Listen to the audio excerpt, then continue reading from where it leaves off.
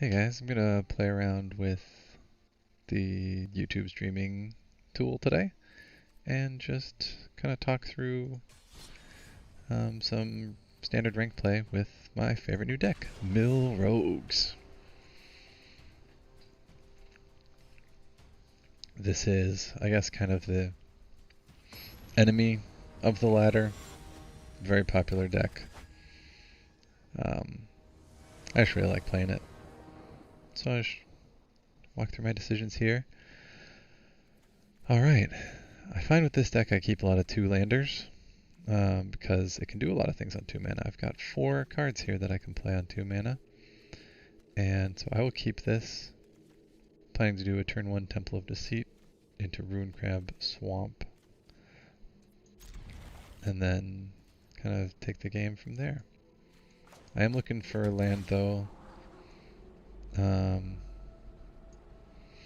Oh, that is tempting. But I think I do need to get to lands. Kind of unfortunate to put my best card at the bottom. But we're going to get the milling started here.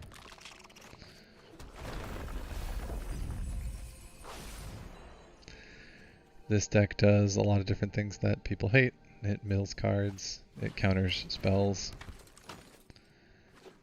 and it can get pretty aggressive.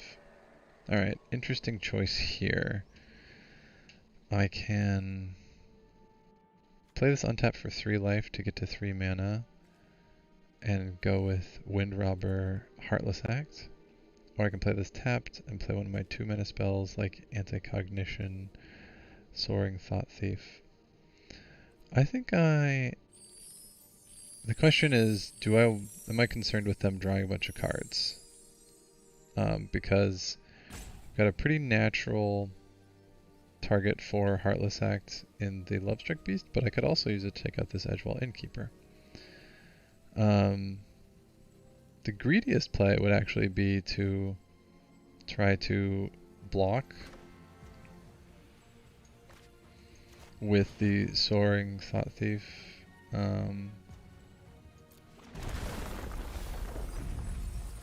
I'm not going to go for that. I'm going to get some pressure on and play a Heartless Act. I'm going to let them draw this card. I think I'm more concerned about controlling the board than I am about them drawing cards. That is an interesting trade to offer.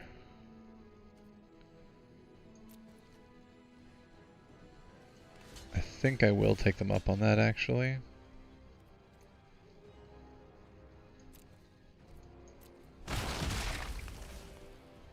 And then I will also destroy the Lovestruck Beast. Alright, this is great. Get my 4th land. Get to Threshold. Threshold, for anyone who doesn't know, is a old mechanic. I wasn't playing Magic back then, but basically made a lot of your cards better when there were a certain number of cards in your graveyard. I believe it was 7. Or any graveyard, might have been. Yeah, didn't even think about that until I just said it, that this is a threshold mechanic. Alright. Yeah, we will Anti-Cognition this. Get my Scry on. Really trying to get down to Into the Story here. It's the card I want to see. Sure. Got another, what is that called? Heart's Desire. And we'll get our Soaring Thought Thief in here. Millen. Alright, right now, Call of the Death Dweller brings back Wind Robber, and that's it. So I think what we'll do is we will, unfortunately, show them that shields are down. Play out another crab, but get ready for a kind of Luris Wind Robber recursion turn. Really want to get my Into the Stories and my counter spells here. Prevent them from doing big things.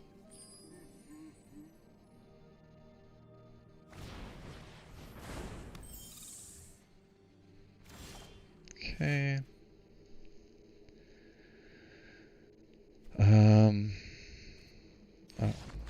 All right.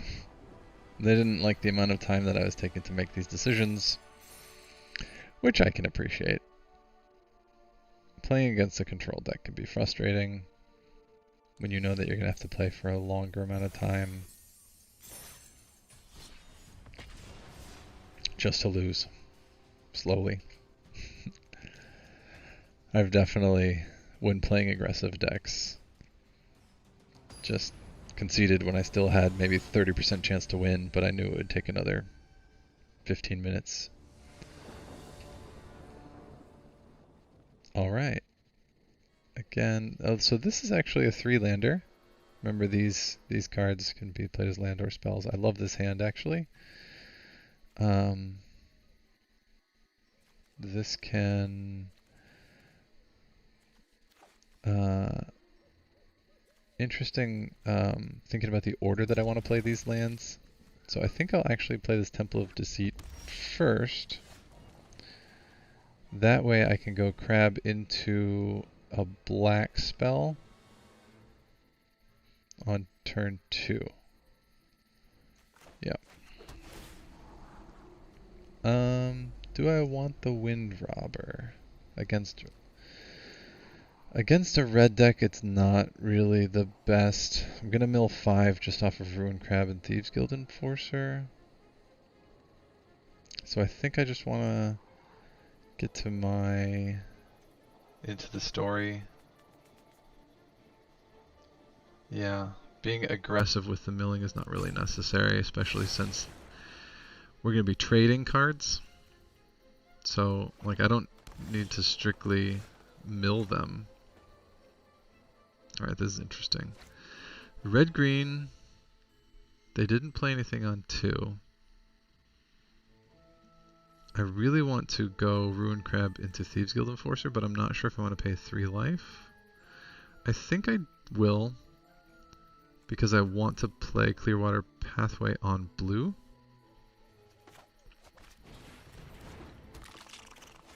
And I don't want to miss out on playing the Thieves Guild, right? So, interesting, a lot of interesting decisions. These lands are so complex that even just playing lands, you know, there's a lot that goes into it. A lot of the fun of this deck is that with such cheap cards, there's a lot for you to do on any given turn. So there's a lot of things to think about. Alright. So now I do care about... Okay, well, I was going to say I do care about getting to 8, but Fabled Passage is going to make that super easy. In fact, it just happens right now. Do I attack here? You know what? I'm the control deck. I think I'll just chill. Although now I'm realizing that I could have Blood Chiefs thirsted.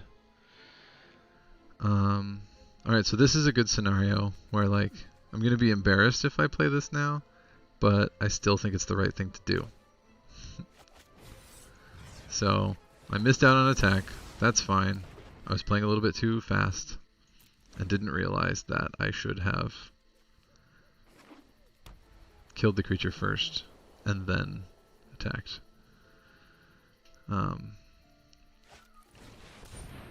Alright, Mothra. Whenever a creature you control without flying dies, return it to the battlefield under its control with a flying counter on. Okay, I can use Heartless Act on this. And I will do so. Get blue here for End of the Story. Oh! That's okay. I was thinking it would come into play untapped, but Fabled Passage only comes into play untapped if you have 4 or more lands. So I've definitely played the wrong land last turn, but alright, we'll just play this on blue. Alright, so lots of little mistakes I'm already picking up here. Because if I had played the correct land last turn, then I'd be casting it into the story this turn, assuming they don't give me something that I want to counter. Fortunately, they gave me something to counter, so I was not super punished for my mistake there. Alright, nothing for me to get back, so I'm just gonna into the story now.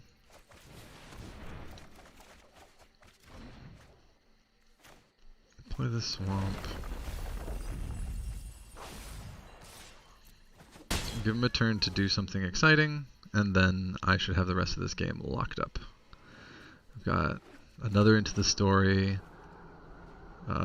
Pretty great kill spell here. A counter. There's Winota. She's gonna get Heartless acted right now. Let's make this. We've got triple blue and triple black. Let's make it blue. And the concession should be forthcoming here. Technically, I could have played Soaring Thought Thief here to have the Thieves Guild Enforcer mill an additional 2, but I want to keep Into the Story up. It's really hard to talk and think at the same time. LSV makes it look easy. Alright. Doing great. What a great way to complete my quests.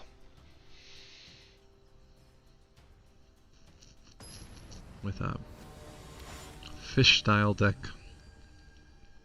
Millin, attacking, countering spells, killing scary creatures. Alright, so this has no creatures. So I am going to mulligan. Because this deck does really need some sort of threat, even if that threat is just a ruined crab. I will keep this. And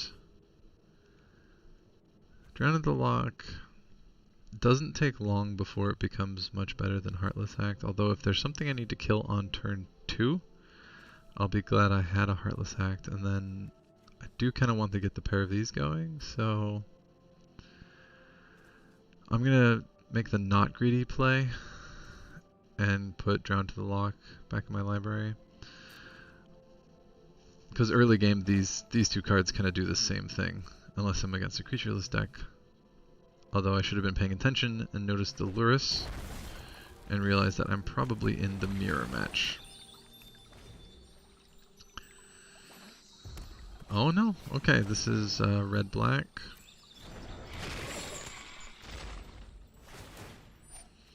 Rakdos. Okay, I think in this case I will... This is a little bit greedy, but with their discard, I'm going to want to be able to recoup some card advantage. And so I'm assuming I'll get to 3 land. So I'm going to discard a Soaring Thought Thief and look to get it this back plus a 1-drop later in the game.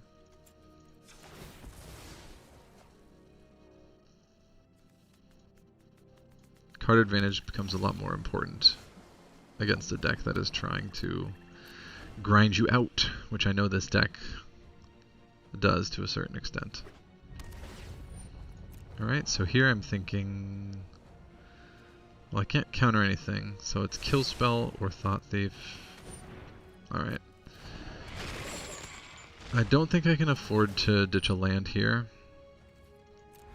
And I think my least valuable spell is now Call the Death Dweller. So, there's maybe some consideration for Heartless Act. I don't know how important it is in this matchup, but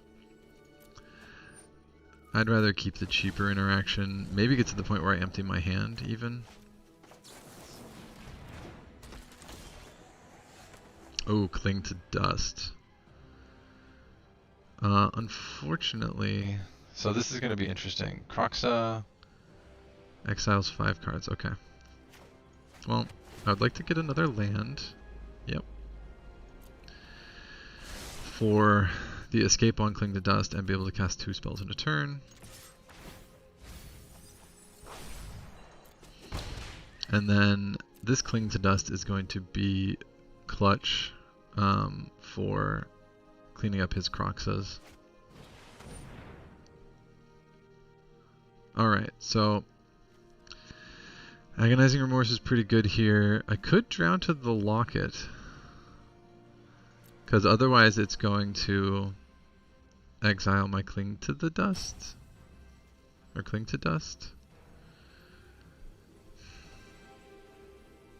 You know what? I think I will.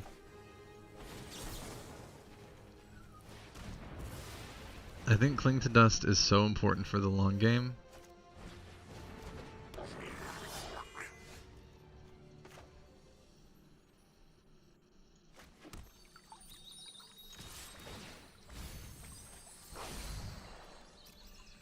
Then I'm going to protect it.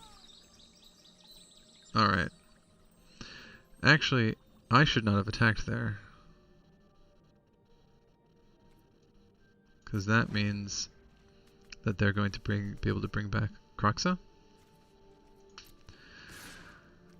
If they have a 4th land. Now, what I can do is, in response to the trigger... Ah, interesting. Alright, so what is he targeting here? Alright, cool. So this is going to work out well for me. Because I'm going to Cling to Dust the Croxa that he's targeting.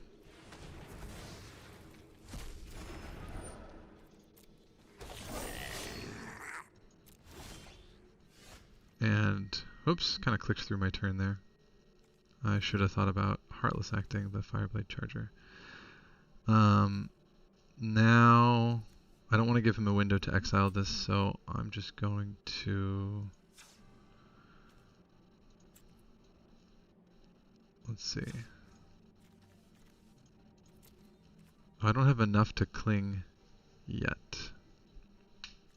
But, let's see. I've got 5 other cards in my graveyard. Alright, so if I activate this... I'm gonna go for a swamp here just because I seem a little black constrained, and now I do have enough.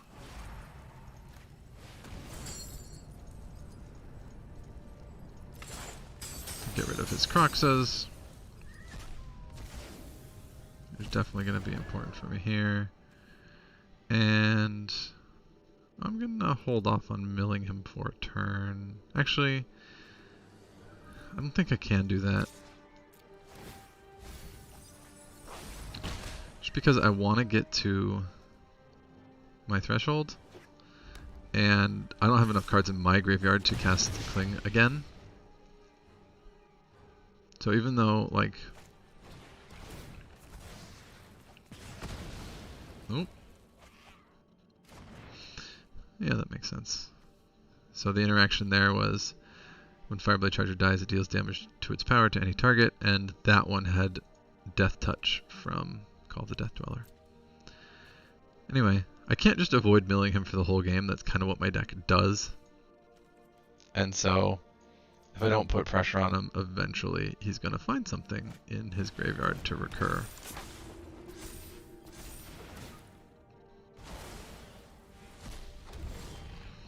Yeah, this matchup is a little bit rough for me.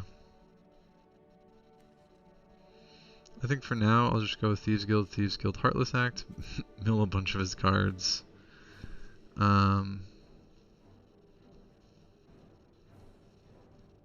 Ooh, Death Touch, Menace. These are both cards that I want to kill. Huh. Man, this... I think I need to kill the demon with this Heartless Act. And this I can't even kill with the Heartless Axe, so yep. Glad I got that swamp.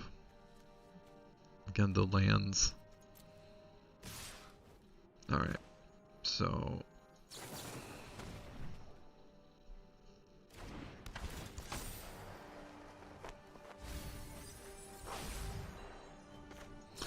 I've got some interesting choices here.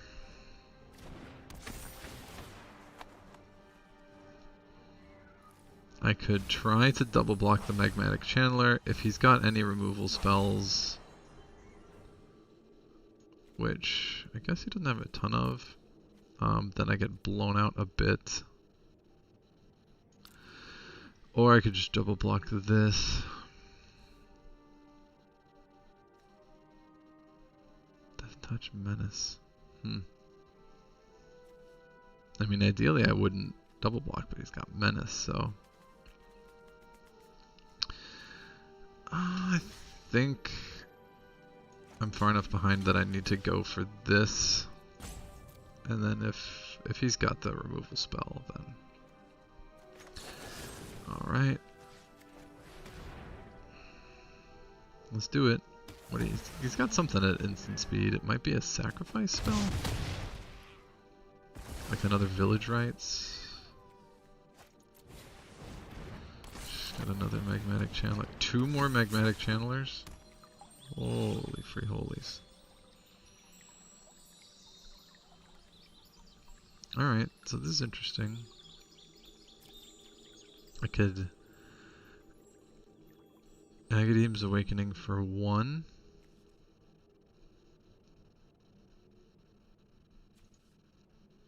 Which doesn't seem great.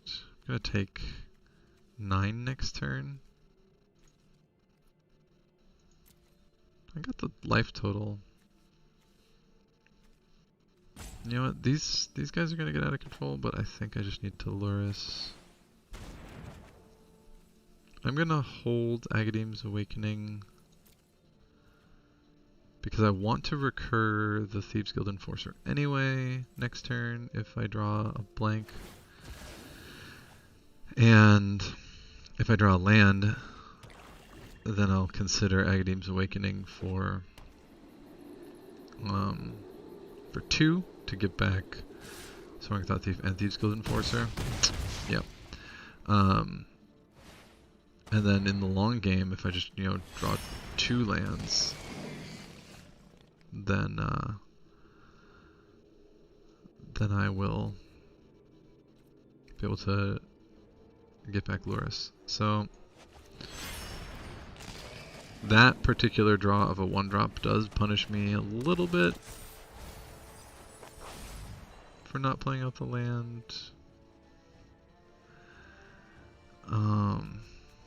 I guess I didn't consider whether I should pay 3 life to get this guy out.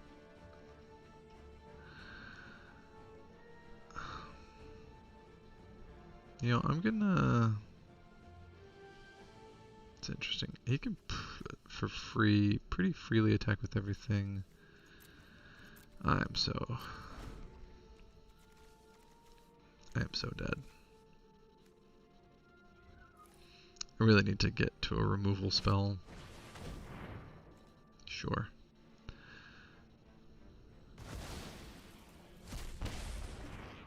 So, would have been nice to have that be a land in play.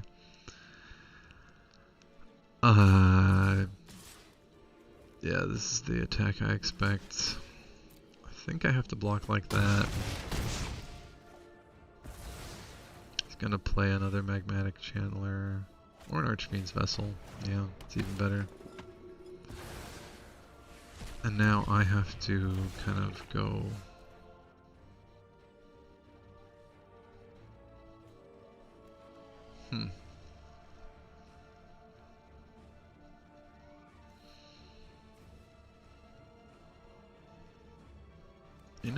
I could get enough down here.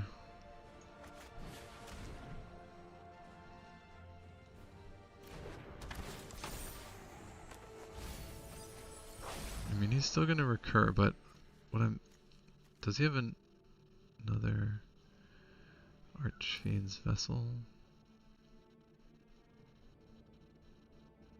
No. Oh, they get exiled. Okay. So, you know, maybe I just go for the chump here. I can chump with this and draw. I'll jump with this. Yeah, I kind of like this plan. Just hang in there. Mill a bunch. Eventually I'm gonna get him to... His other Croxas. Wow, that's pretty lucky. I've exiled 2 Croxas. Okay.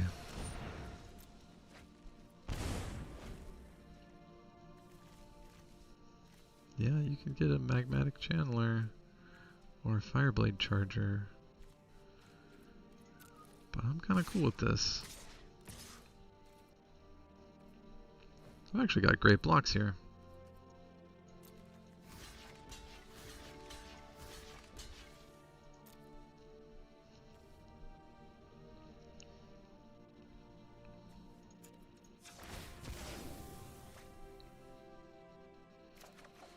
Hanging in there.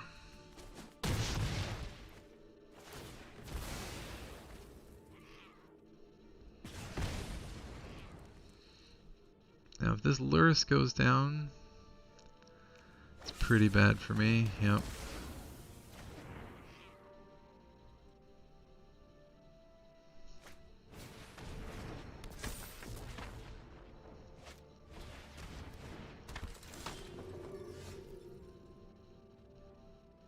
Alright, that may do it. Huh. Is there any 1 mana spell that I could draw? That would be super great here. I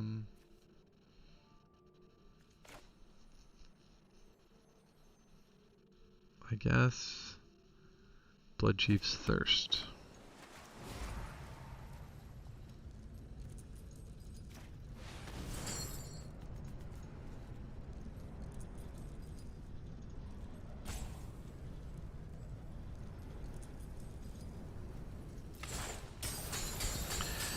Keep Lurrus in there in case I get another Agadeem's Awakening, but I'm pretty toast here, and that will be enough. Alright. Good match, though. That deck is tough for Dimir. Alright. Can't go out like that. Let's try one more. One more.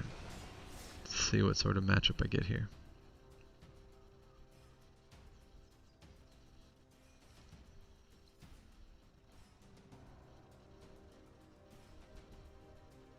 Yep.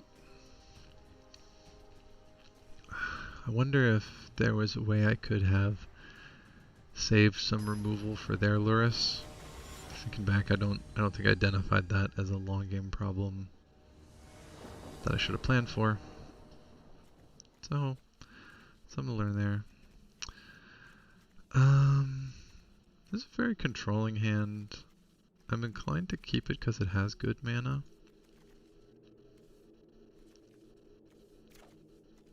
And a counter. I'm going to keep it.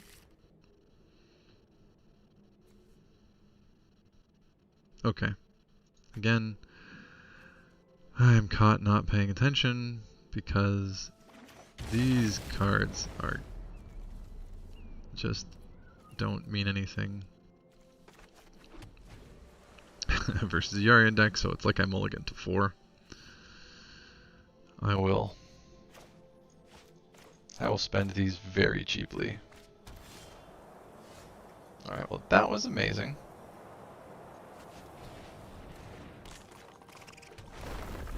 It's exactly the card that I want. And then I'm thinking already about whether I want to keep up Anticognition on turn 4. Well, I guess I'm going to, and we'll play this for black. Give us a lot of choices. To finish that thought, I was thinking about taking this turn to get Lurrus into my hand But now that I drew a Thieves Guild Enforcer, definitely want to play that for some pressure. We'll be attacking for 3 next turn. So, Elspeth's Nightmare. Destroy target creature an opponent controls with power 2 or less. Nothing I can do about that.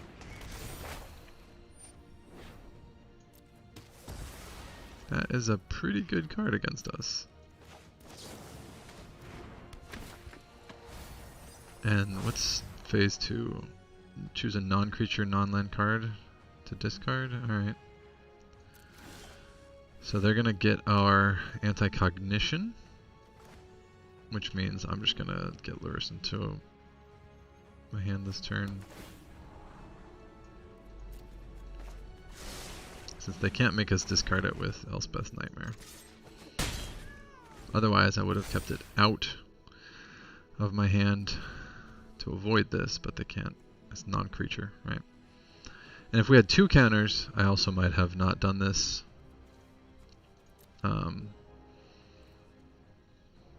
So that they can't strip us all of counters, or strip us of all the counters, but now even if I kept mana up, it would have been shields down for whatever, if they have a Yorion hardcast in hand, which would be okay here. Alright, Skyclave Apparition, yeah. It's pretty good.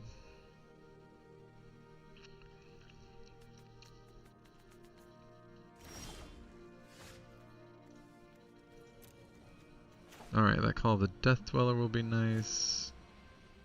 Oh, wow, they're gonna exile our graveyard too. Oh man.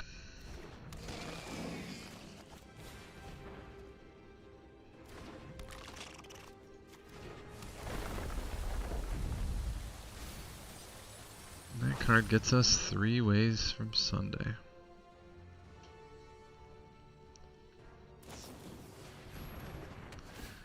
Alright, well, I guess we're just going to lose 1 anti-cognition, which only really matters for escaping Cling to Dust. But this was a pretty decent 2-for-1. And now, like, again, be much happier if I mulliganed these 3 cards that, like, I don't exactly want to spend it just to get a 1/1. I get their 2-1 off the board. Although I will say Skyclave Apparition works pretty nicely.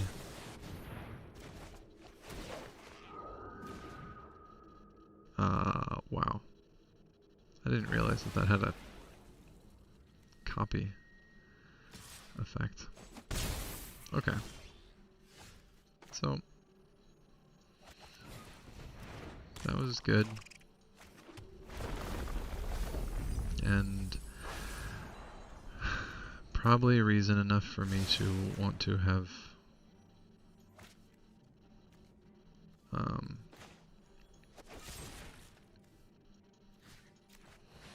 played Blood Chief's Thirst there. Now,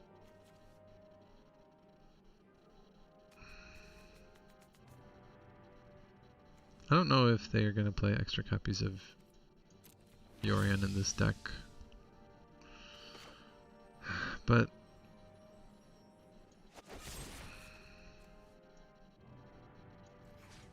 I'm just going to find a way to make use of these cards. Again, we're pretty shields down at the moment. I feel like I lost this when I failed to see that Yorion. I made a terrible mulligan decision.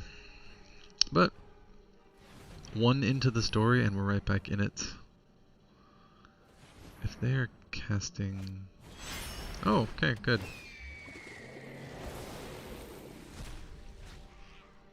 That is fine by me. I can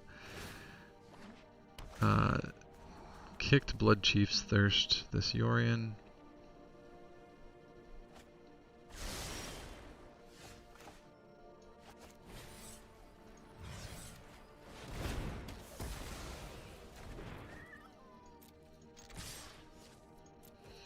Start getting them for 4 turn. And leave this up for, I guess,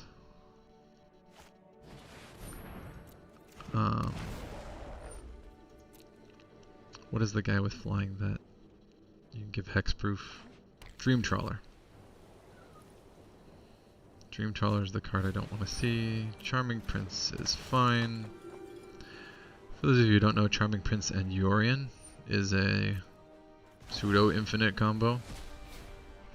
Every turn, Yorion can bounce Charming Prince. Charming Prince comes back into play and bounces Yorion.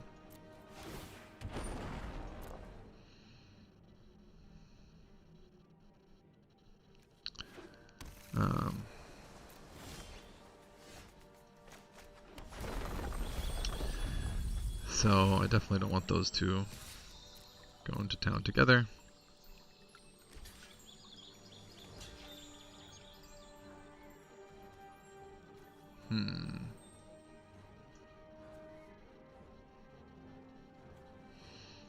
I guess, let's see. Short term, I'd rather them not have a card. But long term, I don't want this guy getting blinked anymore for extra lands and stuff, so I'll do it like that. I'm not going to go for the 2-for-1 there.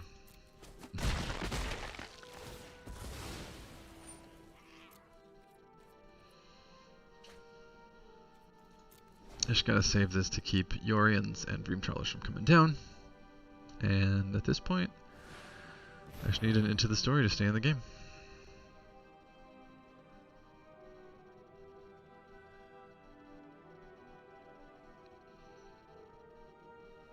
Let's see, they've got 1, 2, 3, 4, 5 mana up. They could go for it.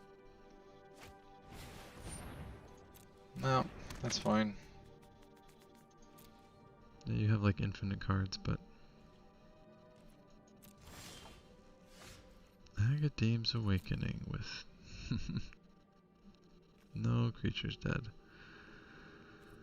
Alright. Just drawn to that Into the Story. This is gonna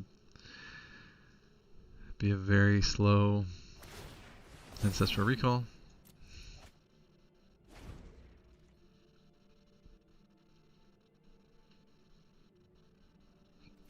And at this point, if they've got counters in their deck,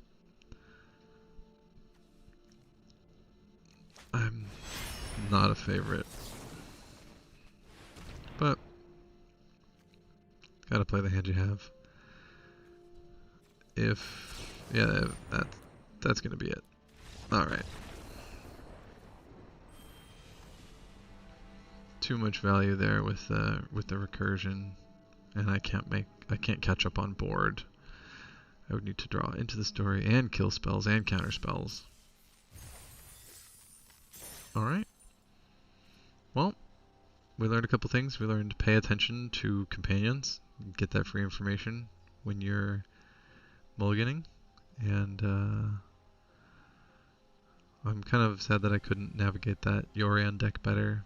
There is a different build of this deck that is more geared towards the control matchup, so and depending on what I see in the letter, I might want to try that build out. But for now, thanks for watching me. That was a lot of fun.